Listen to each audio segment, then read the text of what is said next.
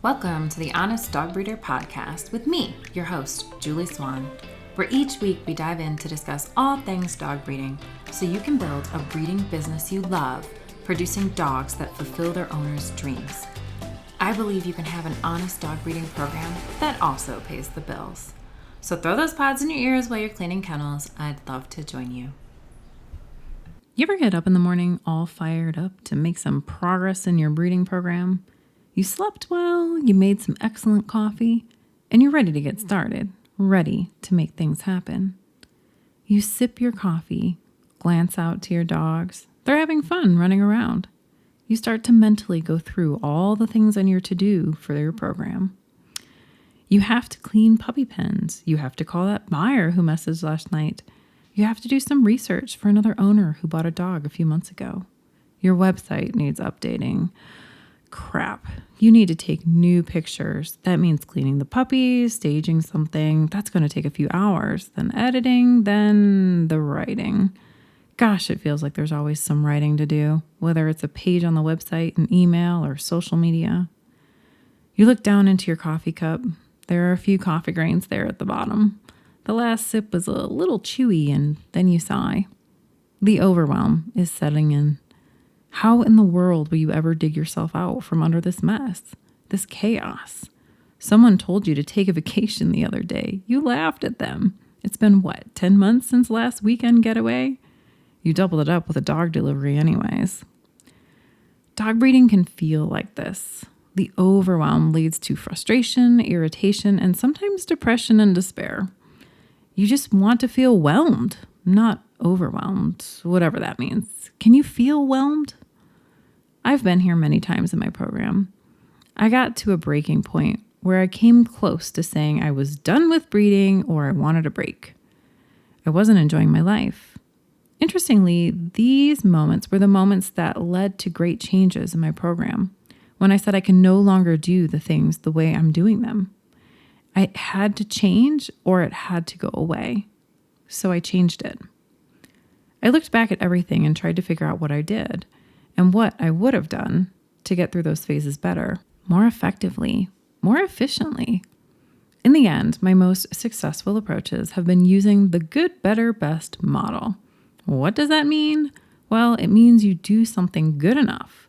Then you do the next thing good enough. Then the other thing good enough. Then once everything is good enough, you selectively choose to improve certain things, making them better.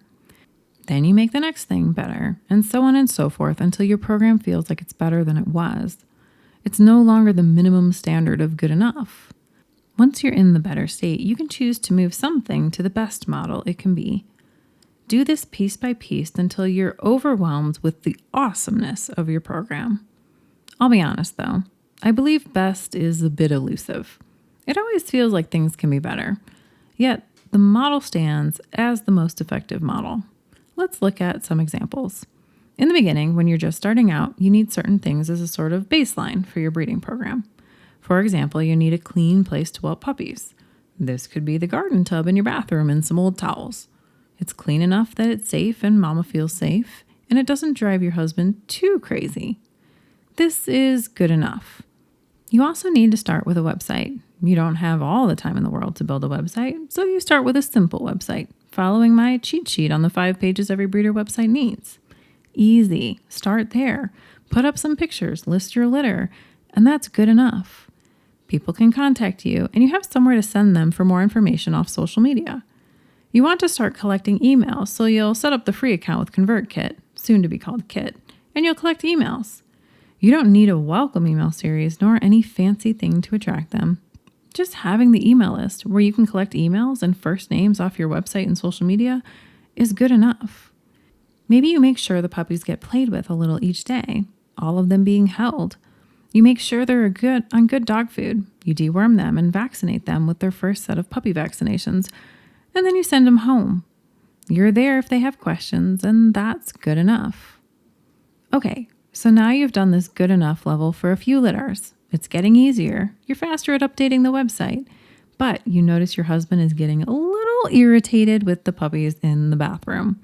Waking up to that smell is a bit overwhelming while brushing teeth before coffee.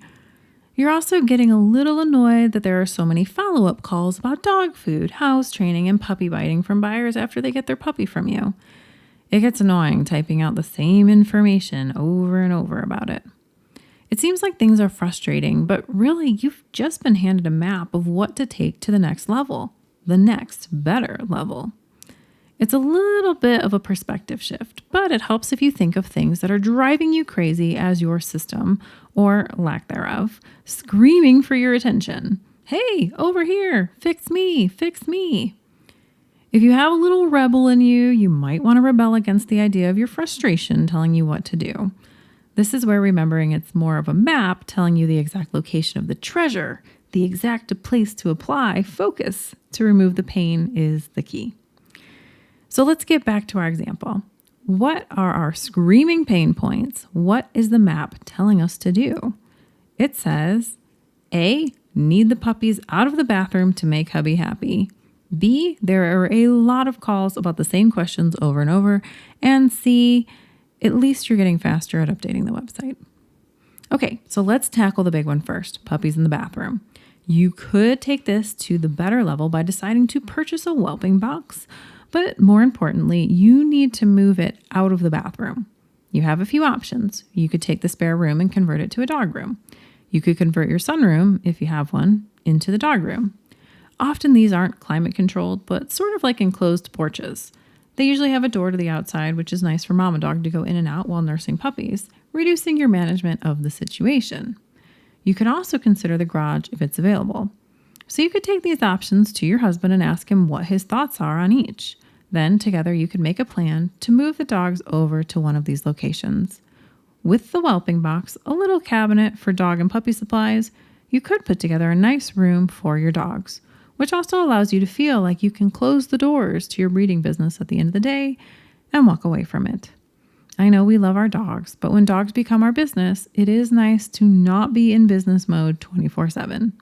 So this is a nice balance, having a dedicated room or area for your dogs.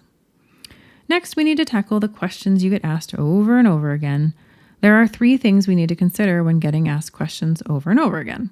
How is this impacting my business? What will I gain by employing a better system? And what would it take to create a better system? Often we are wasting time explaining these things over and over. Questions we get asked all the time. Rarely are you messaged at a time that's convenient.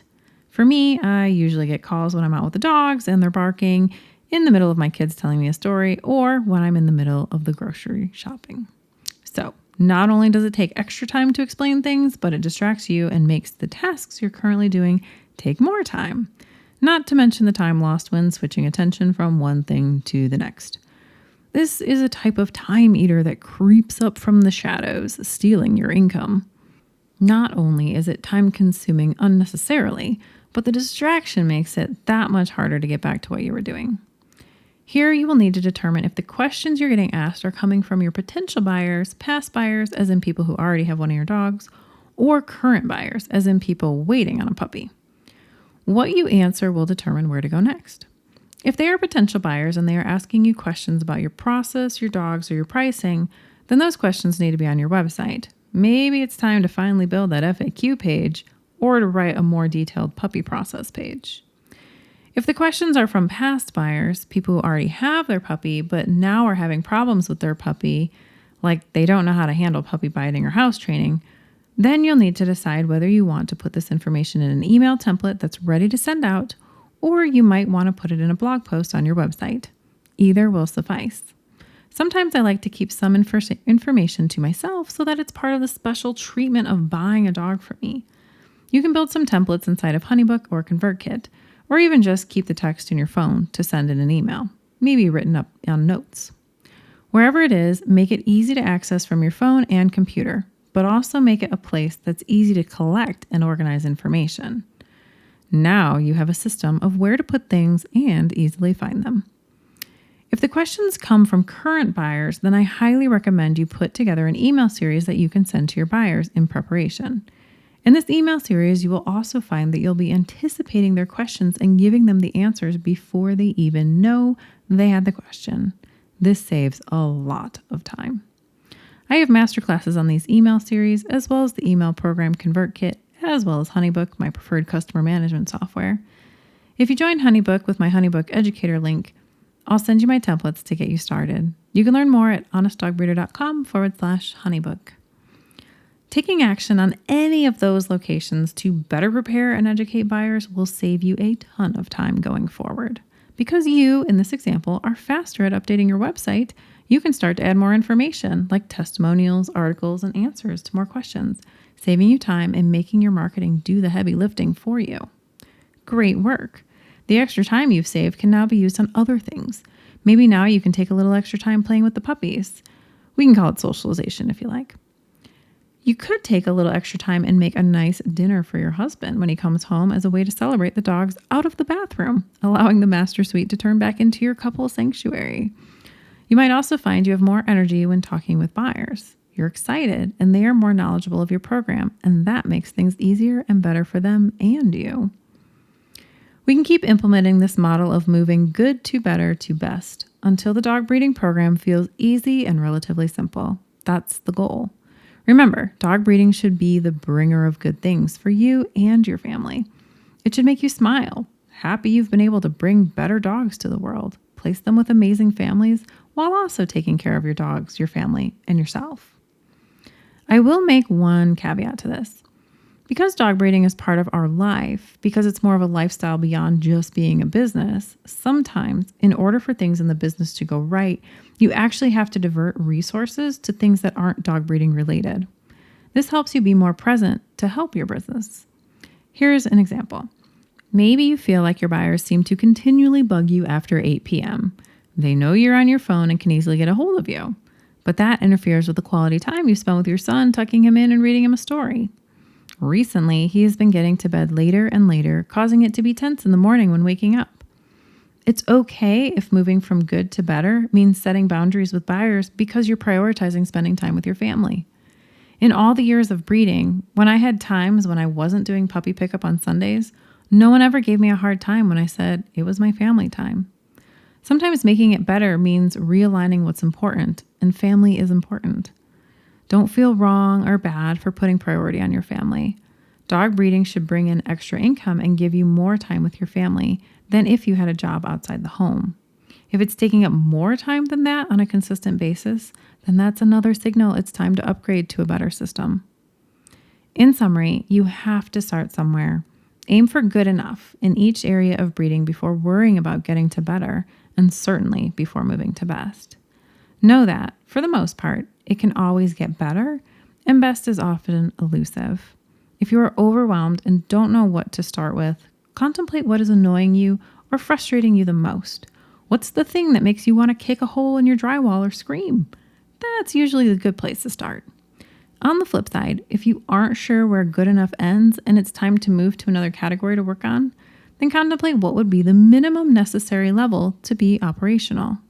For example, a dog breeding website that doesn't mention dogs for sale nor have a contact page is not operational, but having an article on grooming is certainly not necessary. So, get a few pages up, then move on to something else, like puppy rearing or better exercise pens or routines for your adult dogs. It takes time to get these systems in place, to build the habits, and to tweak them how you like them. If you can embrace the journey, enjoy the process, and keep an open, curious mind, you'll set yourself up for success. Not a day goes by that I don't learn something new. I hope the same for you.